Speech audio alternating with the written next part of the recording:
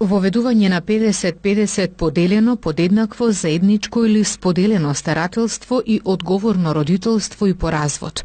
Група родители бараат измени на законот на семејство со што би се остварила праведна положба на родителите во однос на остварувањето на родителските права по развод. Тоа подразбира поминување еднакво време со децата, но и еднаков удел во донесување на важните одлуки за детето во поглед на образование, здравствена заштита, занимавање со спортски, социјални и други активности. Овој модел е всушност комплетна спротивност на досегашната пракса каде што децата поминуваат поголем дел од времето со едниот родител, кој сам донесува одлуки, а улогата на другиот се состои само во повремени средби со децата. Директорот Драги Змијанац укажува на емоционалниот и психофизичкиот развој на детето, тргнувајќи од тоа дека од особена важност за него е поддршката и љубовта на двајцата родители. Првата детска амбасада во светот Мегеши ја поддржува оваа иницијатива од многу едноставна причина, а тоа е на детето му требаат два подеднакви и квалитетни посветени родители. Доколку тргнеме од основниот принцип за најдобар интерес на детето и доколку детето ни е фокус на неговите потреби, во тој случај потребата за воведување на заедничко одговорно родителство по развод има позитивни големо влијание на остварување на правата на детето, да има контакт квалитетен и со еднакво време со двата родители.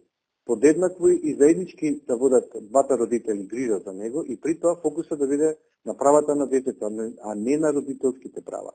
Кога се разведуваат партнерите, не се разведуваат родителите, тие се родители на детето цел живот.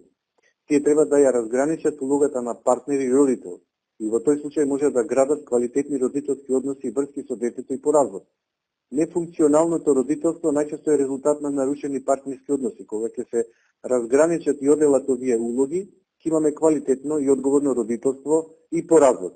Даваме поддршка во насока на креирање на законска основа, која ќе даде можност двајцата родители да добијат заедничко родителство над децата доколку ги исполнуваат условите и критериумите за одговорно родителство.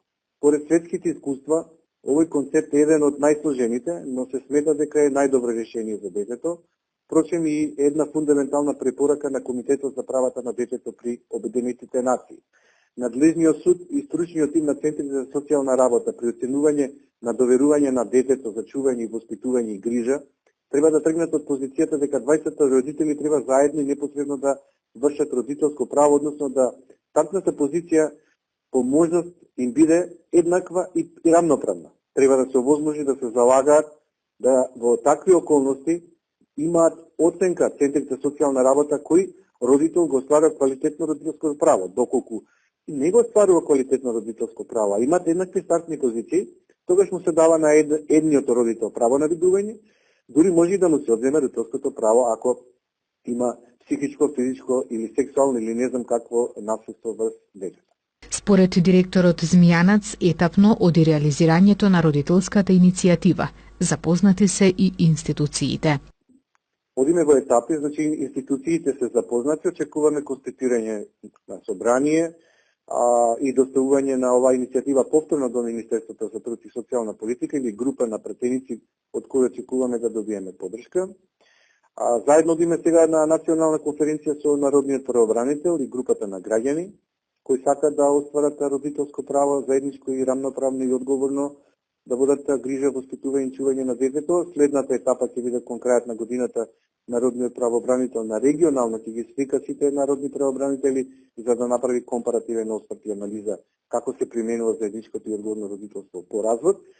Со една напомена за граѓаните и граѓанките да знаат дека детето нема да ја менува адресата на живење, туку станува збор за можноста двата родители да имат еднакво количество на видување, грижи и чување и при тоа брачните партнери да си ги препознаат, поранешните брачни партнери си ги препознаат многу клучната улога, тоа е родителската улога и да соработуваат меѓу себе во најдобар интерес на детето, за да детето не биде жртва на нивната бракоразводна постапка која многу често завршува и со оневозможување на гледање на детето не само на едниот родител, туку на целото семејство на родителот кој во моментот во најголем број случаи е со право на видување, а другиот е со полн капацитет со целосно право на чување, изгрижување и воспитување.